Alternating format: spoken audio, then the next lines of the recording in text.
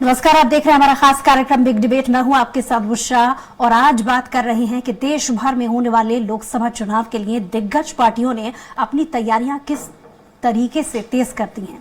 वहीं विधानसभा चुनाव हारने के बाद कांग्रेस के सामने भी एक बार फिर से अपनों में भरोसा पैदा करने के साथ पार्टी में रोके रखने की चुनौती भी बढ़ गई है। वहीं बीजेपी के प्रदेश अध्यक्ष वी डी शर्मा कांग्रेस विहीन बूथ करने का संकल्प ले चुके हैं। क्या इसका असर होगा, पहले ये रिपोर्ट देखेंगे और उसके बाद चर्चा की शुरुआत। मध्य प्रदेश में लोकसभा चुनाव से पहले एक बार फिर कांग्रेस के सामने अपनों में भरोसा पैदा करने के साथ दल में रोके रखने की चुनौती खड़ी हो गई है। जमीनी स्तर से लेकर राज्य स्तर तक के नेता बीजेपी के संपर्क में हैं और वह पाला बदलने की तैयारी में हैं। बीजेपी के लिए यह स्थिति कांग्रेस विहीन बूथ के संकल्प को पूरा करने में मददगार साबित हो सकती है। दरअसल वर्तमान में राजनीतिक पार्टियां लोकसभा चुनाव की तैयारी में जुटी हुई हैं और उम्मीदवारों के चयन के दौर से गुजर रही हैं। वहीं अपने अपने संगठन और जमीनी स्तर की स्थितियों को मजबूत करने के लिए सभी तरह के दाव पेच आजमाने में पीछे नहीं है। लोकसभा चुनाव की तैयारियां बीजेपी ने तो पार्टी में आने वालों से संपर्क स्थापित करने के लिए न्यू ज्वाइनिंग टोली तक बना दी है। इस टोली को पहली बड़ी सफलता बीजेपी के प्रदेश अध्यक्ष विष्णुदत्त शर्मा के संसदीय क्षेत्र खजुराहो के पन्ना जिले में मिली, जहां के शाहनगर क्षेत्र के 21 जनपद सदस्यों ने बीजेपी की सदस्यता ग्रहण कर ली है। वहीं स्टेट पॉलिटिक्स पर गौर करें तो पता चलता है कि कांग्रेस के कई बड़े नेता बीजेपी के संपर्क में हैं और वो कांग्रेस छोड़कर कभी भी बीजेपी का दामन थाम सकते हैं। इसकी बड़ी वजह है कि क्योंकि कांग्रेस के भीतर बड़े नेताओं के खिलाफ नाराजगी चल रही है और आपसी समन्वय का अभाव बना हुआ है। हाल ही में मुरैना के पूर्व विधायक राकेश मवई भी बीजेपी में शामिल हुए हैं। कई और नेता भी हैं इसी तरह की बयानबाजी करते हैं। यही कारण है कि आने वाले समय में कई अन्य नेता भी बीजेपी का हिस्सा बन सकते हैं। बीजेपी के प्रदेश अध्यक्ष शर्मा राज्य के हर बूथ को मोदी बूथ के साथ कांग्रेस विहीन बूथ बनाने का संकल्प ले चुके हैं। राज्य में सबसे बड़ा दल बदल 2020 में तब हुआ था जब ज्योतिरादित्य सिंधिया के साथ 22 विधायकों ने कांग्रेस छोड़ दी थी और कमलनाथ के नेतृत्व वाली सरकार गिर गई थी। उसके बाद कई और विधायकों ने कांग्रेस छोड़ी और वे बीजेपी का हिस्सा बन गए। कांग्रेस में कई नेताओं के पार्टी छोड़ने और संभावित दल बदल को लेकर जब पूर्व मुख्यमंत्री कमलनाथ से पूछा गया तो उनका कहना है कि सब स्वतंत्र हैं, कोई बंधा हुआ नहीं है। साल 2023 के विधानसभा चुनाव के दौरान दल बदल की बयार चली और कांग्रेस के कई दिग्गजों ने बीजेपी का दामन थामा। अब एक बार फिर से दल बदल का माहौल बनने लगा है। राजनीतिक विश्लेषकों का मानना है कि मध्य प्रदेश में लंबे अरसे से बीजेपी की सरकार है और केंद्र में भी एक दशक से प्रधानमंत्री नरेंद्र मोदी के नेतृत्व में सरकार है, तो दूसरी ओर राज्य की कांग्रेस में बढ़ती गुटबाजी और कम होते आपसी समन्वय के चलते कार्यकर्ता और नेताओं में निराशा बढ़ रही है। हर राजनेता की अपनी महत्वाकांक्षा है और उससे संभावना भी बीजेपी में नजर आ रही है, लिहाजा वे बीजेपी की तरफ बढ़ रहे हैं। ऐसे में देखने वाली बात ये होगी कि दल बदल का खेल आगे कितना खेला जाता है। सलमान खान, स्वराज एक्सप्रेस। तो ये रिपोर्ट आपने देखी, जिस तरीके से पुराना जो इतिहास स्टेट पॉलिटिक्स का रहा है उस हिसाब से अपनों को साधने की जो कोशिश रही है कांग्रेस की वो नजर आई है, लेकिन इसका सीधा सीधा फायदा बीजेपी को हर बार हर चुनाव में देखा गया है। ज्यादा समय ना लेते हुए जो खास पैनल हमारे साथ इस चर्चा में शामिल होने वाले उनका तारुफ में करा देती हूँ। बीजेपी से मिलन भार्गव जी हमारे साथ जुड़ रहे हैं, बहुत स्वागत है आपका मिलन जी। और दूसरी तरफ कांग्रेस से हमारे साथ योगेंद्र सिंह जी जुड़ रहे हैं, आपका भी बहुत स्वागत है। और साथ ही वरिष्ठ पत्रकार अवधेश जी भी हमारे साथ जुड़े हैं, आपका भी बहुत स्वागत है। सबसे पहले रुक करेंगे मिलन जी आप ही की तरफ, क्योंकि जो पिछला इतिहास देखा है स्टेट पॉलिटिक्स का, जिस तरीके से दल बदल की नीति अपनाई गई है और इसका सीधा फायदा नेताओं को तो मिला ही है, लेकिन पार्टी स्तर पर बीजेपी को चुनाव में इसका बहुत ज्यादा फायदा देखा गया है। आप इसे किस तरीके से देखेंगे?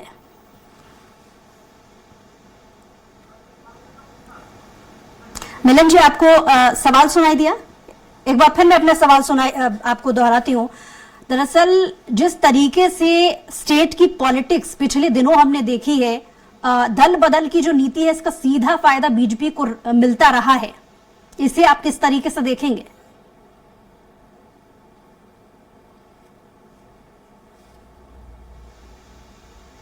शायद मेरी आवाज नहीं पहुंच पा रही है मिलन जी तक। ठीक है, योगेंद्र जी की तरफ रुख करते हैं। योगेंद्र जी, आपका सवाल करिए, आवाज आ रही है जी? ठीक है, आपने सवाल सुना या मैं एक बार फिर दोहराऊं? हाँ, रिपीट कर दीजिए जी।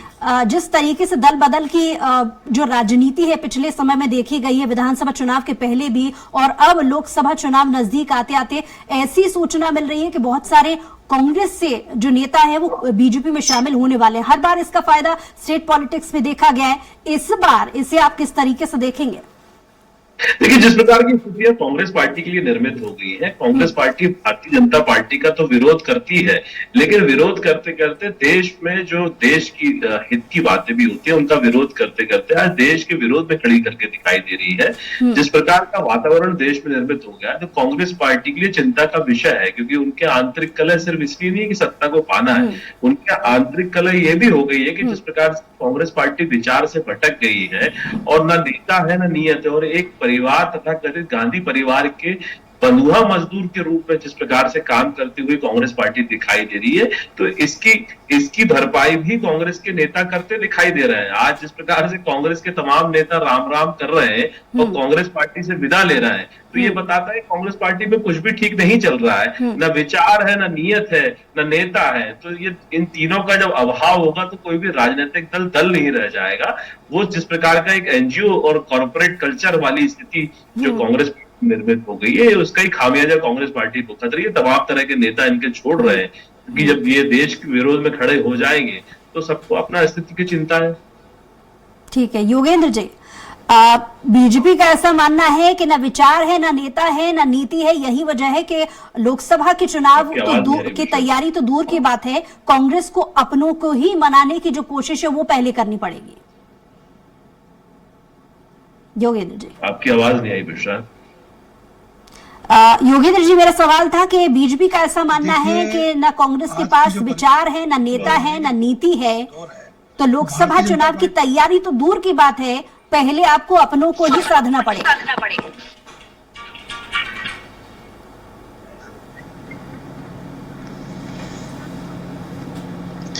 कांग्रेस एक विचारधारा है और ये वो विचारधारा है जो इस देश की आजादी के साथ ही चली थी, और ये विचारधारा हिंदुस्तान के हर समाज, हर वर्ग, हर को जोड़ती हुई देश के युवाओं को, देश के किसानों को, देश की महिलाओं को सुरक्षित करती हुई, राष्ट्र की सीमाओं को सुरक्षित करती हुई कश्मीर से कन्याकुमारी तक जोड़ने वाली सोच है। और रहा जहां भारतीय जनता पार्टी का सवाल, तो भारतीय जनता पार्टी के पास एक ही विचारधारा है कि आज पूरे देश के अंदर किस तरह से आप देख रहे हैं कि ईडी के माध्यम से, सीबीआई के माध्यम से और किस प्रकार से प्रशासनिक एजेंसियों के माध्यम से हिंदुस्तान में कांग्रेस के नेताओं को, विपक्ष के नेताओं को डराने का और धमकाने का एक सिलसिला सा चला हुआ है।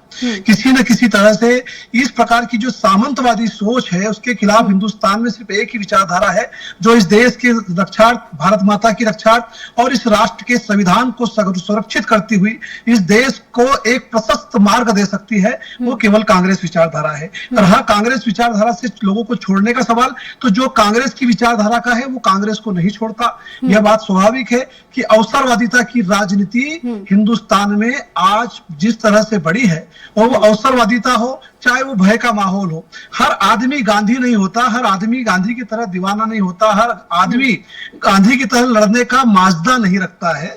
किसी न किसी मजबूरी के कारण, व्यवस्था के कारण, लाचारी के कारण वो कांग्रेस को अगर छोड़ता है तो वो संगठन को छोड़ता है, कांग्रेस की विचारधारा को नहीं छोड़ता। और कांग्रेस की विचारधारा हिंदुस्तान के शीर्ष नेतृत्व से लगाकर जमीनी कांग्रेस के कार्यकर्ता तक सशक्त है और मजबूत है। नेता कांग्रेस को छोड़ रहा होगा, लेकिन कांग्रेस का कार्यकर्ता आज भी कांग्रेस के पास खड़ा है। रहा बहुमत का सवाल, तो हिंदुस्तान में कांग्रेस पार्टी का शीर्ष नेतृत्व बीजेपी तोड़ने का काम कर रही है तो कांग्रेस के नेता टूट क्यों रहे हैं? सवाल ये भी है, क्योंकि ये मैं इसलिए भी पूछ रही हूँ क्योंकि समय बहुत मिला कांग्रेस को। 2020 के पहले भी हमने देखा, जब राज्य के चुनाव थे उसके पहले भी हमने स्थिति देखी थी कि जब पहले ही तोड़ने की परिस्थितियों से वाकिफ हो चुकी है कांग्रेस, तो समय लोकसभा चुनाव तक आते आते बहुत मिल गया कांग्रेस को। तब तक ऐसी कोई नीति मजबूत क्यों नहीं बना पाई जहां पर कांग्रेसी नेताओं को अपनी पार्टी पर इतना भरोसा हो कि वो किसी और के प्रलोभन में ना आ पाए?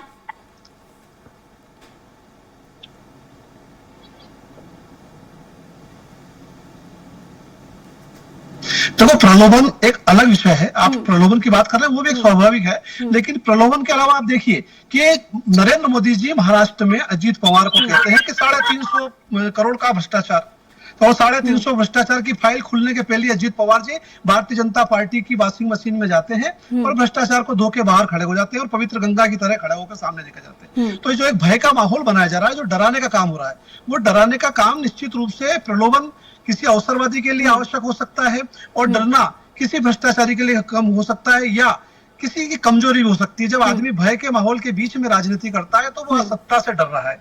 लेकिन राहुल गांधी जी के नेतृत्व में हिंदुस्तान में कांग्रेस और कांग्रेस पार्टी का प्रत्येक कार्यकर्ता आज संघर्ष कर रहा है, और यह संघर्ष सांप्रदायिकता के खिलाफ है, और यह वो संघर्ष है जो हिंदुस्तान में ब्रिटिश हुकूमत के खिलाफ महात्मा गांधी के नेतृत्व में लड़ा गया था। लेकिन यह संघर्ष अपने ही लोगों से है, इसलिए यह संघर्ष और कठिन हो जाता है, इसके मायने अलग हो जाते हैं। राहुल गांधी जी के नेतृत्व में हम हिंदुस्तान में संघर्ष कर रहे हैं, और हम अपनी विचारधारा के लिए संघर्ष कर रहे हैं। जो विचारधारा देश को जोड़ती है वो कांग्रेस पार्टी की विचारधारा है। आपकी बात पर जवाब मैं मिलन जी से लूंगी, लेकिन बीच में एक रिएक्शन अवधेश जी आपसे भी चाहूंगी कि स्टेट पॉलिटिक्स जिस तरीके से पिछले दिनों हमने देखी है, वही पैटर्न हम देख रहे हैं कि अपनी तैयारी तो पार्टी एक तरफ कर रही है, लेकिन दल बदल की जो भी नीति हमने देखी है पिछले चुनाव से अब तक, उसका खासा असर हर बार देखा गया है कि पिछले विधानसभा चुनाव में भी और इस बार के लोकसभा चुनाव क्योंकि नजदीक है, कहीं ना कहीं इसका फायदा सीधे तौर पर बीजेपी को मिलता नजर आ रहा है। आपकी इसमें क्या राय है अवधेश जी? देखिए, ऐसा है, ये जो दल बदल का खेल चल रहा है, ये वास्तविक राजनीति का खेल नहीं है, ये तो सिर्फ अवसरवादियों का खेल है। हमेशा कांग्रेस एक विचारधारा की बात करती रही है, अपनी विचारधारा पे चलती है, गांधीवादी विचारधारा है, नेहरूवादी विचारधारा है। आप ये बताएं, क्या गांधीवादी विचारधारा ये कहती है आपको 55-60 साल मिला राज करने का कि गांव के लिए आप सड़कें नहीं बनवाएं, पीने के लिए शुद्ध पेयजल उपलब्ध नहीं कराएं? क्या ये विचारधारा है? दूसरी बात, ग्रामीण लोगों का आप विकास नहीं करें, उनके रहने के लिए वो झोपड़े में रहें, उनके लिए आवास नहीं बनाएं, क्या ये गांधीवादी विचारधारा है? और दूसरी बात ये है कि भाजपा भी जो दल बदल करके उनको लोगों को स्वीकार कर रही है, उनके जो वो कार्यकर्ता जिनके कंधे पालकी उठाते उठाते छिल गए हैं, उनको वो संभाल नहीं पा रहे हैं, और कांग्रेस वालों को दल बदल करा के ला रहे हैं। जब वो वहां नहीं रहे तो आपके साथ क्या रहेंगे? ये अवसरवादी है। मुझे भोपाल का एक किस्सा याद आता है। मिलन जी बैठे हैं, आप और जादौन जी, आपको भी याद होगा, हसनत सिद्दीकी एक नेता हुआ करते थे भोपाल में, कांग्रेस के माने हुए लीडर थे स्टूडेंट लाइफ से, एनओसीआई के भी रहे। उसके बाद वो भाजपा में, वो 77 में उन्होंने निर्दलीय चुनाव लड़ा था और हार गए थे, टोटल 127 वोट मिले थे। एक बार अटल बिहारी वाजपेयी का यहाँ भाषण हुआ, बड़े प्रभावित हो गए, वो भाजपा में आ गए, भाजपा ने ले लिया और उनको दक्षिण भोपाल से चुनाव लड़ा दिया, और भाजपा कार्यकर्ताओं ने पूरी ईमानदारी से उन्हें जिताया, और वो 2-2.5 साल उसमें विधायक भी रहे। उसके बाद एकदम से राजीव गांधी आए और उनको फिर प्रभावशील भाषण सुना उन्होंने, और वो कांग्रेस में चले गए। फिर अर्जुन सिंह जी ने उनको विधायक बनाया वहीं से, और फिर उनको मंत्री बना दिया। तो ऐसी विचारधारा है। तो क्या इस विचारधारा से आम जनता का, जनता जनार्दन का भला होने वाला है? आप कोई ऐसा विकास का, अभी जैसे मध्य प्रदेश सरकार है, 1.5-2 महीने तो हो गए चुनाव हुए, 1.5-2 महीने हो गए पूरे, 2 महीने में आपके घोषणा पत्र के किस बिंदु का पालन हुआ है? ठीक है, आप बताइए। सिर्फ आप शिलान्यास, भूमि पूजन ये सब कर रहे हैं, आप एक भी बिंदु आपकी धरातल पे उतरी हो तो आप बता दीजिए। तो बताइए मिलन जी, जनता सब मिलन जी के पास आएंगे। मिलन जी, जिस तरीके से आपको जो जनता, योगेंद्र जी भी कह रहे हैं, पहले इनकी बात का भी जवाब दीजिएगा। योगेंद्र जी का कहना है कि बीजेपी तोड़ने का काम करती है, राजधानी, और दूसरा अवधेश जी ने बहुत अच्छी बात को यहाँ पर, ऐसा संभव नहीं है जी। ठीक है मिलन जी, अवधेश जी की बातों को आपने सुना होगा। जब आपकी पार्टी ये कहती है अलग अलग मंच पर कि आपके पास विचार धारा भी है, नीति भी है और नेता भी है, तो ऐसी कहां जरूरत पड़ गई कि दूसरी पार्टी के नेताओं को तोड़ करके अपनी पार्टी में शामिल करना, और जब वो दूसरी पार्टी के नहीं हुए तो आपकी पार्टी के कहां से होंगे? 2020 में राज्य का सबसे बड़ा जो फेरबदल हमने देखा, ज्योतिरादित्य सिंधिया के साथ 22 विधायक कांग्रेस छोड़ करके बीजेपी में शामिल हो गए, लेकिन उनका फ्यूचर क्या? और दूसरी चीज, जब नीति नेता की बात अगर बीजेपी करती है तो वो धरातल पर नजर क्यों नहीं आता? योगेंद्र जी भी इसको लेकर के सवाल पूछ रहे थे कि आखिर तोड़ने का काम हर बार बीजेपी क्यों करती है? देखिए, तोड़ने का आधार क्या है, ये वक्तव्य देने से पहले ये बताना चाहिए कि किन बिंदुओं पर तोड़ने का काम भारतीय जनता पार्टी कर रही है। देखिए, हमारा काम तो जोड़ने का है। जो विकास आधारित राजनीति भारतीय जनता पार्टी मध्य प्रदेश में करती आई, आज वही विकास आधारित राजनीति देश में हो रही है। तोड़ने का काम तो आपके नेता राहुल गांधी कर रहे हैं। आखिर चीनी जासूस से मिलकर देश के खिलाफ कौन सियासत करता है, या गुप्त यात्राओं पर जाकर ये राहुल गांधी विदेश में जाकर पाकिस्तानी एजेंटों के साथ बैठकर कौन गुफ्तगू करता है? तो ये तो जवाब आपको देना चाहिए। देश का सैनिक पाकिस्तान सीमा में घुसकर आतंकियों को ठोक कर आता है, तो सबूत तो आपके नेता मांगते हैं। अब लोकतंत्र और जिस संविधान की आप बात कर रहे हैं, उस लोकतांत्रिक मूल्यों का हनन तो आपने बार बार किया। विपक्ष में रह के जहां आप हारते हैं वहां ईवीएम पे ठीकरा फोड़ना, और जहां जीतते हैं वहां चुपचाप रहना। तो सत्ता सिर्फ क्या आप भ्रष्टाचार के लिए करते हैं, और विपक्ष में रहने के बाद आप झूठ बोलते हैं? तो किस आधारित राजनीति, कौन से विचार की बात कांग्रेस पार्टी कर रही है जिसको लेकर वो चलना चाह रही है? देखिए, ठेकेदार प्रथा पे है। पहले माँ 22 साल अध्यक्ष रहती है, माता जी हटती है तो बेटा बन जाता है, फिर बेटे का मन भर जाता है तो फिर किसी नए को ले आते हैं, फिर माता जी कार्यकारी अध्यक्ष हो जाती है। तो ये तो खड़गे जी इनके अध्यक्ष है, इनसे पूछिए कि इनके अब खड़गे जी बड़े हैं या सोनिया गांधी जी बड़ी है। तो आज बता दें कि रिमोट कंट्रोल से तो खड़गे जी चल रहा है। और कांग्रेस के कार्यकर्ताओं को मध्य प्रदेश में चुनाव हारने के बाद जो इनके बड़े नेता हैं, वो कोई कह रहा है कि साहब आस्तीन के साफ है, कोई कह रहा है साहब बेईमान कांग्रेस कार्यकर्ताओं को बाहर निकालिए। और तो और अब तो खड़गे साहब और आगे निकल गए कि साहब कार्यकर्ता कुत्ते की तरह लेकर आइए। मतलब कुत्ते की तरह क्या भैया? कार्यकर्ता क्या कुत्ता है, जानवर समझ रहे हैं? मतलब कांग्रेस की मानसिकता यहाँ स्पष्ट नहीं है, न नेता है न नियत है। हम पहले दिन से कह रहे हैं, इसलिए इस हश्र से गुजर रही है। और रही बात जनता के किए वादों की, देखिए जब हम सरकार में आए और हमने जिस प्रकार से डॉक्टर मोहन यादव जी के नेतृत्व में नई सरकार का गठन किया, तो संकल्प पत्र का पहला जो वाक्य था हमारा, तेंदुपत्रा संग्राहकों के 3,000 से लेकर 4,000 की राशि करके हमने उस संकल्प को पूरा किया। और आप देखिएगा दिन प्रतिदिन हम एक एक संकल्प को पूरा कर कर इन 5 वर्षों में जनता से किए जो वादे हैं उनसे अधिक जाकर मध्य प्रदेश का विकास करेंगे और देश हित की राजनीति करेंगे। अब विचार तो कांग्रेस को करना होगा, क्योंकि इनकी अंतरकलह एक दूसरे को कूटने की बन गई है। क्योंकि जीतू पटवारी जी नई ठेकेदारी लेकर आए हैं, तो जीतू पटवारी जी सामने तो दया संकट है। एक भी नेता चुनाव लड़ने के लिए तैयार नहीं लोकसभा चुनाव में। यानी आपके कहने का मतलब है कि कांग्रेस को फॉर्मेटिज्म पर जाना पड़ेगा, पहले फॉर्मेटिज्म पर काम करें। चुनाव से भाग रहे नेता और कांग्रेस का कार्यकर्ता जो हताशा और निराशा के दौर से गुजर रहा है, वो घर में कैद हो गया है, तो उनको निकालना और फिर नई टीम का गठन करना, तब तक तो चुनाव हो जाएंगे और फिर कहेंगे साहब ये तो ईवीएम की सेटिंग है। मतलब आप ना नेता खड़ा कर पाए, ना प्रत्याशियों को चयन कर पाए, ना मुद्दों को आधारित राजनीति कर पाए, और फिर कहेंगे ईवीएम का दोष है। तो ये दोष तो सारा आपका है। आप कर क्या रहे हैं? आप रण में उतरिए तो जमीन पर राजनीति तो करिए, जनहित की राजनीति करिए। और रही बात जवाब ले लेते हैं योगेंद्र जी से, जिस विचार को लेकर चल रहा है उसमें विकास आधारित राजनीति है, देश का हित है। उस विचार को स्वीकार करके यदि हमारे साथ कोई काम करना चाहता है तो उसका स्वागत है साहब। हमें तोड़ने की आवश्यकता, हम तो पूर्ण बहुमत में है मध्य प्रदेश में भी और देश में भी। हमें किसी की आवश्यकता नहीं, लेकिन हमें देश के साथ और विकास की अवधारणा के साथ जो विचार को अपनाकर चलना चाहता है वो हमारे साथ आ सकता है। हमारा कोई दुश्मन नहीं है, लेकिन मनभेद इस स्तर के नहीं हो जाए, मतभेद इस स्तर के नहीं हो जाए कि आप एक दूसरे को दुश्मन समझने लगे। हम तो चाहते हैं कि कंधा से कंधा मिलाकर आप विकास की अवधारणा में हमारा साथ दें, एक मजबूत विपक्ष के रूप में भूमिका निभाएं।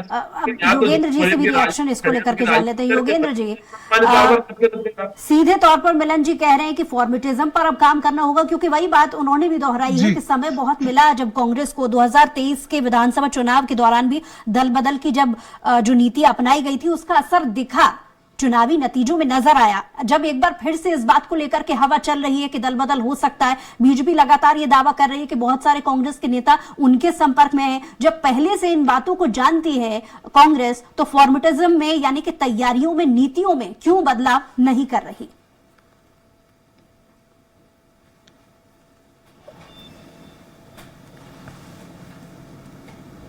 देखिए, भारतीय जनता पार्टी का जो मुख्य लक्ष्य है वो हिंदुस्तान में किसी विचारधारा के साथ नहीं, उनकी कोई विचारधारा नहीं है। उनका एक सिंगल टारगेट है, वो एक ही लक्ष्य को लेकर चलते हैं कि हम सत्तासीन रहे, सत्ता हमारे पास आना चाहिए, वो किसी भी तरीके से आए। उनके संपर्क में आप कांग्रेस के नेताओं की बात कर रहे हैं, उनके संपर्क में पीडीपी के नेता भी थे।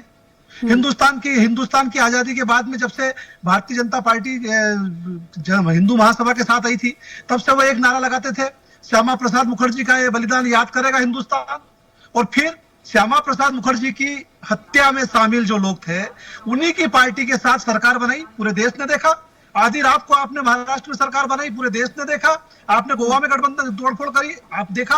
केवल मध्य प्रदेश की बात नहीं है, समूचे हिंदुस्तान में देखिए भारतीय जनता पार्टी केवल सत्तासीन होने के लक्ष्य को लेकर फिर भी हिंदुस्तान में किसी भी प्रकार की राजनीति करने को तैयार है। और जहां भी चुनाव लड़ रहे हैं, आपके नेता क्यों लड़ रहे हैं आपस में? जनता के हित की बात आप क्यों नहीं कर पा रहे? आपका हज इस स्थिति में क्यों आ गया है कि कांग्रेस पार्टी आज अस्तित्व की लड़ाई लड़ रही है, और वही जीतू पटवारी जी जो तेल लेने जाने की भावना रखते हैं और कांग्रेस को जूते मारते हैं, क्या उसको अपना कर आगे बढ़ रहा है? यहाँ पे कोई भूमिका ये तो जान बताइए। बीजेपी का एक तरफ कहना है कि उनके पास ये विचार भी है, नेता भी है, नीति भी है, यानी कि काम करने की क्षमता है उनके पास, इसलिए जनता उन्हें बार बार पसंद कर रही है। लेकिन कांग्रेस का एक तरफ ये कहना है कि लगातार बीजेपी तोड़ने का काम कर रही है। लेकिन बड़ा सवाल यहाँ पर यह भी उठता है कि जब पहले से ही पार्टी ये जानती हो कि कमी कहाँ है, तो उसका हल क्यों नहीं ढूंढ पा रही? भारतीय जनता पार्टी कांग्रेस युक्त पार्टी है, उसके अलावा उसके देखिए मिलन जी, आपको याद होगा भाजपा में दो युग पुरुष हुआ करते थे, एक अटल जी और दूसरे अभी अडवाणी, आदरणीय अडवाणी जी अभी जीवित है। मैं कांग्रेस से ये कहना चाहता हूं कि ये दोनों, इनकी विचारधारा भाजपा में चलती थी, इन्होंने हिम्मत की, अडवाणी जी को घर बैठाया। आप भी हिम्मत करिए, आपके जो ऊर्जा केंद्र है एक बार उनके बाहर तो निकल के देखिए, लोग आपको लाइक करेंगे। लेकिन आप तो एक ही ऊर्जा केंद्र की परिक्रमा लगा रहे हैं। दूसरी बात, भाजपा के लिए मैं जनता की तरफ से एक बात कहना चाहता हूं कि आपको दल बदल ही कराना है तो आप दिग्विजय सिंह जी को ले आइए, कमलनाथ जी को ले आइए, क्या छोटे मोटे मोहल्ले के नेताओं को आप लेकर के आ रहे हैं? एक विकेट आपने गिराया था सिंधिया जी का, आप सरकार से बाहर हो गए थे, फिर सरकार में वापस आ गए थे। और कांग्रेस के लिए तो मैं बता ही चुका कि कम से कम आप एक लैंप पोस्ट ऐसा बनाइए जिसकी रोशनी में कांग्रेस फिर से वो ऊंचाइयां पाए। चलिए, बहुत शुक्रिया हमारे साथ जुड़ने के लिए, आप तीनों ही मेहमानों का इस डिबेट में शामिल होने के लिए। बहरहाल लोकसभा चुनाव के लिए दिग्गज पार्टियों ने अपनी तैयारियां किस तरीके से तेज की हैं, वहीं विधानसभा चुनाव हारने के बाद कांग्रेस के सामने एक बार फिर से अपनों पर भरोसा पैदा करने के साथ पार्टी में रोके रखने की चुनौती भी बड़ी है। देखने वाली बात होगी कि लोकसभा चुनाव में किस तरीके से नेताओं को रोकने की कोशिश कांग्रेस सफल कर पाती है। बहरहाल हमारी खास पेशकश में तय, कुछ और खबरों के लिए देखते रहिए स्वराज एक्सप्रेस।